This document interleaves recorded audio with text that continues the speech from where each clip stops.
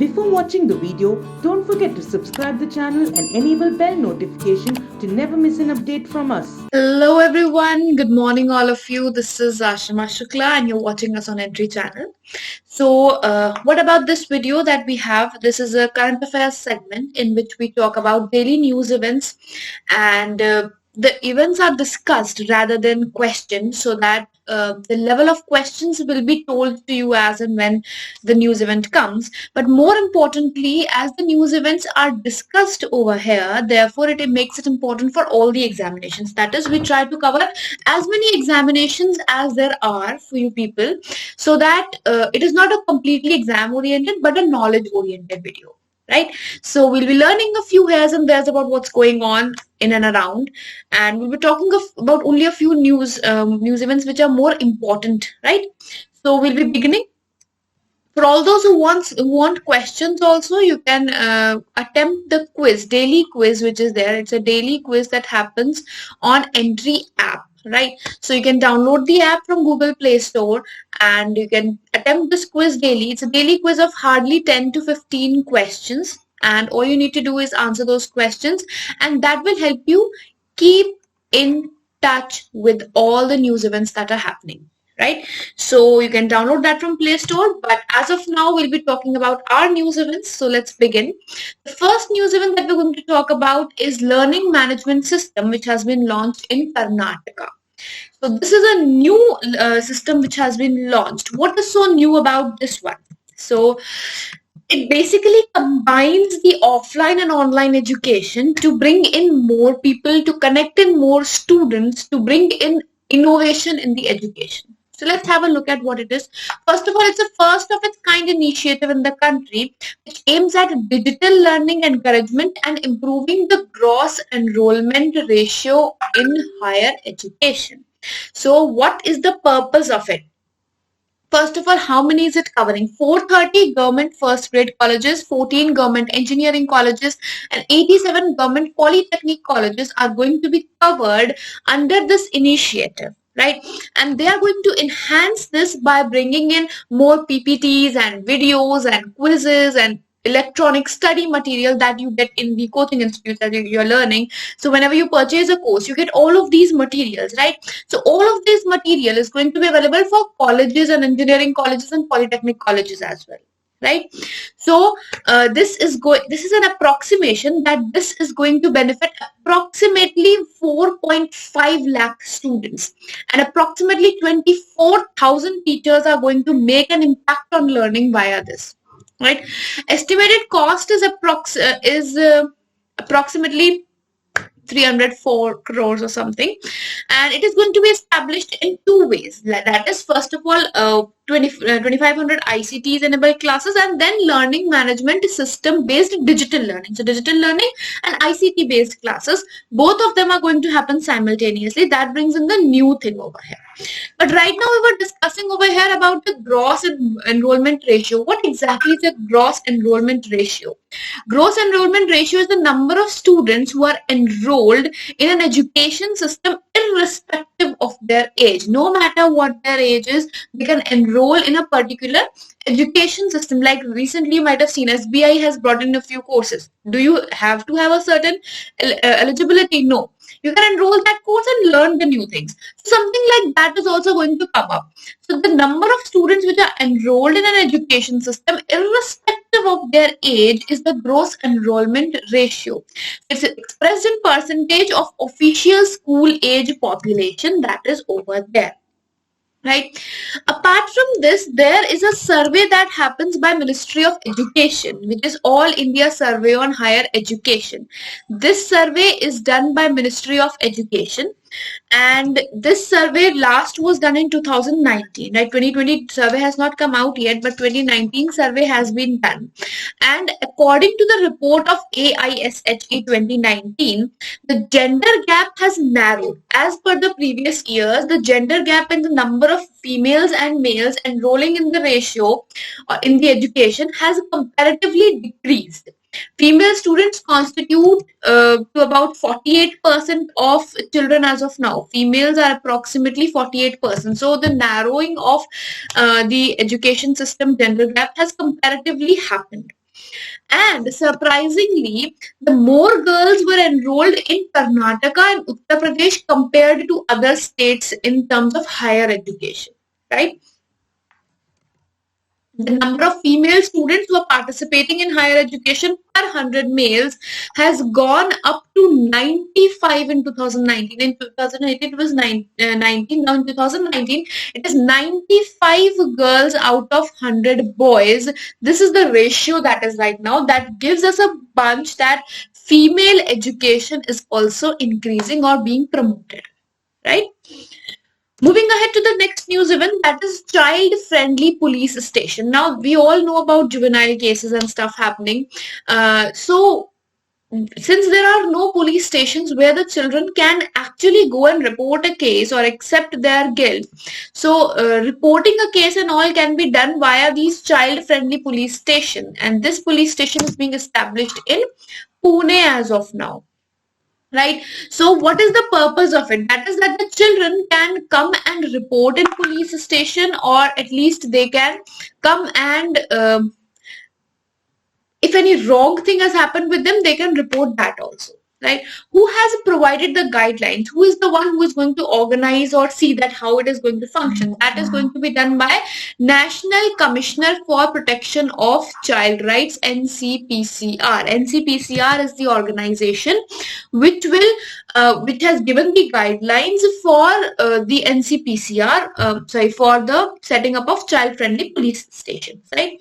And it will help in building the character of children, and also a perception that is in children has been made that police are enemies. Yeah, you have to be away from them, or you have to be safe from them. So bringing in an idea that police is actually there to help you rather than you aiming to run from it, that is the idea that can be injected in the children. So for that purpose, this police station has been made. So prevention of juvenile cases is also one of the reasons, right? So what is going to happen? First of all, Hope for Children Foundation is the foundation which is going to help train the police officers on how to handle children, how to talk to them, how to bring them to talking about certain incident, whatever they are over there to talk about. Right? Because the purpose is that children should be able to report, right? So to bring that reporting, to bring that good gratitudeful eyes, it is important to know the right way to talk to children, and that will be done by Hope for Children Foundation, right? And there is also a Juvenile Justice Act which is there, after which this police station has been formed.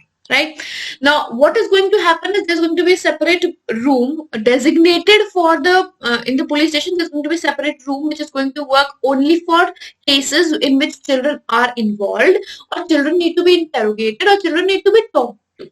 Right. So bringing in children, bringing in the rehabilitation children to a talking purpose, that is all that is going to happen, and that is going to be in a single room. That a section is going to be given to them. Right now, what is the Juvenile Act that we are talking about? Juvenile Act is mandatory to set up juvenile justice boards in every district. It has made that justice board should be established in every district, and under this Central Adoption Resource Authority has been given the status of statutory body, and it makes it mandatory for children care institutes that are run by NGOs to register, because there are various NGOs or state government NGOs that run but are not registered. We're not aware about them. So bringing in more awareness about where the NGOs are and what work are they doing.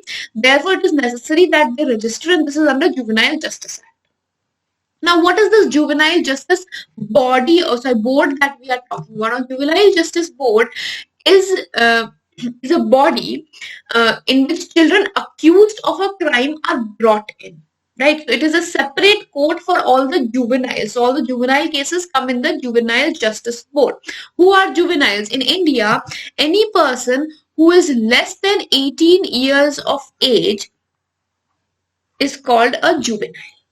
Right? Next, World Trade Report of World Trade Organization has been launched recently, has been released recently. It is an annual report which is prepared, and this time the report was more focused towards the digital, you can say, upliftments that are happening in the country, because in all the countries digital modes are gaining a lot of progress, a lot of growth. 115 countries are there as of now approximately, who have adopted new digital and industrial strategies to fasten the transition towards digital economy. Just like in India, we are making more portals for people's information, for registration, for bringing in driver's license or income tax filing. Everything is going digital. So most of the countries in the world, they are working towards bringing in the digital method into consideration, be it for innovation purpose or technology hub formation or accessing of data, all of these. So approximately 115 countries are there which are bringing in this transition slowly and gradually, right? And according to this report that was published, Asian powerhouses, that is India, China, and Japan, they contribute 40% of world research and development in 2017. And contribution in compared to 1996, which was 8.2, has comparatively increased to a huge scale, right? Now, according to the report, brain gain effects also exist in Russia and China, but India does not have brain gain effects. Just like brain drain, we all know, brain drain means that all the knowledge and intelligent people are leaving the country for better jobs outside. Right? Now, brain gain is the increase in number of intelligent and trained professionals which are entering in the country, or they are coming in the country to work in the country. India is facing brain drain, not gain, and we need more brain gain as of now. But currently, Russia and China is having the benefits of this brain gain thing, right? Now, online growth has been happening a lot since the start of the pandemic, as the report also states. Just like Alibaba reported the 22% increase in sales in the first quarter, and McLeod Libre saw an increase of 70.5% in revenue in the first quarter. That shows that digital economy is increasing comparatively more, right? Online platforms are gaining. Next is Ethereum 2.0. Now, what is Ethereum 2.0? What exactly is going to happen in it? We'll be having a look at that. First of all, it is a cryptocurrency platform, right? So, what is 2.0? That is the faster, cheaper, and more environment-friendly platform compared to, if we compare it to Ethereum, which was the earlier platform, right? So, what exactly is Ethereum? Ethereum is a decentralized open source blockchain platform, and it is one of the growing cryptographic blocks in the world, right? What is the cryptocurrency of Ethereum? That is Ether. So Ether is the cryptocurrency. Ethereum is the platform. Just like we have a Bitcoin. Bitcoin is one of the largest cryptocurrency platform in the world. So after cryptocurrency, after Bitcoin, the second largest cryptocurrency bank of the world is Ether or Ethereum, right? It is the most actively used blockchain as of now, and it was in 2013 when this Ethereum was started. Who had started it? It was via Russian-Canadian cryptocurrency researcher, that was Vitalik Buterin. Vitalik Buterin, who was a Russian-Canadian researcher of cryptocurrency, he had created it, right? And it changes a bit of system to a proof of stake. So that means that it requires a selection of validators before giving in, which sorts a lot of complication which was earlier there with Bitcoin, right? But are cryptocurrencies legal in India? No. Cryptocurrencies cannot be used as legal currency in India. It is completely illegal in India. Right now, in the budget also, it was announced recently that cryptocurrency will not be allowed in India because we do not have regulatory measures to see where the flow of money is going. Just like for banking system, we have RBI, a central bank, that knows what banks are up to, what they are doing, if there's anything wrong happening or right happening. But in cryptocurrency, we do not have the functionality of regulating it. right? A committee was formed for cryptocurrency. That is important. It was under Subhash Chandra Garg. So it was, you can say, Subhash Chandra Garg committee. Subhash Chandra Garg. This committee was formed and it had submitted a report in 2019 which was about banning of cryptocurrency and regulation of official digital currency bill 2019. And this was a draft bill which was formed and it was an interministerial committee. So this committee is important because this played one of the major roles in handling of cryptocurrency or bringing it to a conclusion. Right? Next, 100 octane petrol. Now this petrol is a very high quality petrol. High quality petrol, and it is majorly used in racing cars. And there are very few countries which actually have 100 octane petrol. So in India, it has been launched recently by Indian Oil Corporation. It is for the first time that in India it has been brought in. Who is going to manufacture it? It is Indian Oil Corporation, Mathura Refinery. Mathura Refinery of Indian Oil Corporation is going to manufacture it. Now, what is important about it is, first of all, why we need octane ratings. What is 100 octane so important? Why is it so important? It's used in luxury vehicles and it basically reduces the knocking of engine. Right? There is a knocking of engine phenomena which you might have read in 10th or 11th standard. Right? So, if you see the functioning of engine, the more compressions are there. This petroleum, it works with more compressions. It can work on more compressions. It can help build up more compressions compared to the other or a lower one. Right? So knocking, what is there? Knocking occurs when the fuel is prematurely ignited in the engine cylinder. So due to which the efficiency of engine will decrease and will damage the engine because the fuel is not ignited at the right time. With octane number, a fuel can stand more compressions before detonating, and that means that when more compressions are reached, that means the ignition of the petroleum happens at the right temperature at the right time, not prematurely. And when it is done at the right time, that means that engine damage is reduced comparatively. Engine is comparatively safer. This is how octane rating helps, and 100 octane is better because it does better performance in the perspective. That's why luxury vehicles demand, since they demand high performance, and racing cars they demand high performance, that is why they prefer 100 octane engines. In India, where is it going to be available? In India, it's going to be in Delhi, Noida, Gurgaon, Agra, Chandigarh, Jaipur, Mumbai, Ludhiana, Pune, and Ahmedabad. And there are only 6 countries in the world where this 100 octane petroleum is available. That being Germany, USA, Greece, Malaysia, Indonesia, and Israel. These are the only 6 countries where it is available as of now. Right?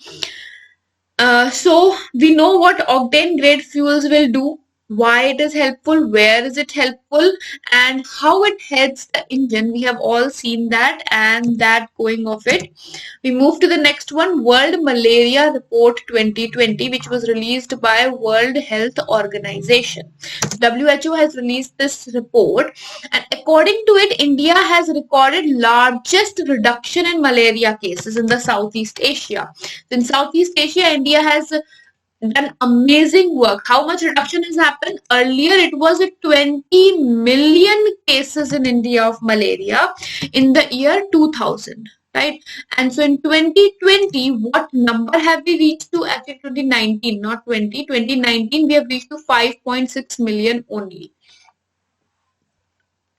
So we have dropped a huge level, and due to that, it has we can say that India has the greatest downgrade of number of cases or largest reduction. But India was also one among the 11 highest malaria burden countries. That is, most number of cases in the countries where a lot of malaria cases are there. India is among those. 88% of malaria cases in the region in the Southeast Asia region are from India. Which are the highest malaria burden countries? They are Cameroon, Democratic Republic of Congo, Burkina Faso, Mozambique, Mali, Ghana, India, Nigeria, and United Republic of Tanzania. These are the few countries where there are a huge number of malaria cases. Though in India, the reduction has happened by 21% from 2018 to 19. We have seen a reduction of about 21%, but still, if we talk about the numbers, that numbers is still high, right? Making it one of the burden countries. When is World Malaria Day observed? Every year on 5th of April, we celebrate World Malaria Day. Now, this is also very important, right? Next, RBI RuPay JCB Platinum Contactless Debit Card has been launched. JCB is a Japanese bank and SBI is Indian bank. RuPay is a payment gateway of India, and they have created this contactless debit card, which has been launched by NPCI, National Payment Corporation of India. NPCI has launched it. Next, Indian Navy has test-fired anti-ship version of BrahMos supersonic cruise missile in Andaman and Nicobar Islands territory. Now, India is working quite a lot when it comes to increasing the range of its missiles. Since after the times when Indo-China dispute has started, since then, India has been working a lot towards increasing the range of its missiles, and a lot of testings are being done recently, right? So this decision of increasing of missile range was done in 2019. In 2019, they had decided that this needs to be done. We need to increase the ranges. So slowly and gradually we are doing it. Apart from that, India has signed MTCR with Russia. We have signed MTCR with Russia. Now, what is MTCR? MTCR is Missile Technology Control Regime. And MTCR, after being it signed, Russia is going to help India enhance its missile development and the range of missile and everything, right? Next, Defense Research Development Organization or DRDO has recently launched new laboratory, Defense Geoinformatics Research Establishment. Now, this new lab is a merger of two labs which are already there of DRDO. That is Snow and Avalanche Studies Establishment of Manali and Defense Terrain Research Establishment of Delhi. So, DTRE of Delhi and SASE of Manali. They both are going to be merged and a new lab is going to be formed, which is Defense Geoinformatics Research Establishment. So, what is going to happen now? Both of their works, like SASE studies about snows and avalanches. DTRL is more which evaluates towards the deadlines and mobility and potential and inaccessible areas. So it develops all the reliable systems and characteristics of triangles based on modern technique. So DTR and SASE, both of their works are going to be combined, and since DRDO is reducing that, why is it doing that? So that more result-oriented approach can be taken, right? As of now, DRDO has a lot of labs. These are not the only labs. There is a huge list of labs which are there of DRDO. National Pollution Control Day is observed on 2nd of December. Important. 1st of December was World AIDS Day. Right? Next, Government of India has signed $133 million agreement with Asian Development Bank for strengthening the power distribution sector of Meghalaya. So $133 million agreement has been signed for Meghalaya. Apart from this $133 million, we have a $2 million extra grant plus $2 million extra grant. And what is this extra grant for? It is basically from Asian Development Bank Japan Fund. From the Japan Fund. And what is this Asian Development Bank Japan Fund? Which is for poverty reduction. This fund is for poverty reduction, and they are going to give it for development of renewable energy projects and income generation for all those people who are less advantaged. Right, so it is in short helping in poverty reduction also and development also. That is why we have approximately $135 million we can say. right? Next, Sri Lanka Economic Summit 28th edition was held recently, and in that India was represented by the Finance Minister Nirmala Sitharaman. Federal Reserve Chairperson Janet Yellen has been named the Treasury Secretary by US President-elect Joe Biden. So the new Treasury Secretary is Janet Yellen of Federal Reserve, right? With this, we wind up the segment of the day, this being the last news event. Keep following us for more updates and more such videos of information. You can do like the video, share the video. If any doubt, you can comment and ask the doubt, and you can download Entry app from Google Play Store, which will help you in your preparation to a lot prospects, right? So we'll see you at 9 p.m. With the live segment for current affairs every Thursday. We have a current affairs live segment that happens, and we have a question round, or you can say quiz round.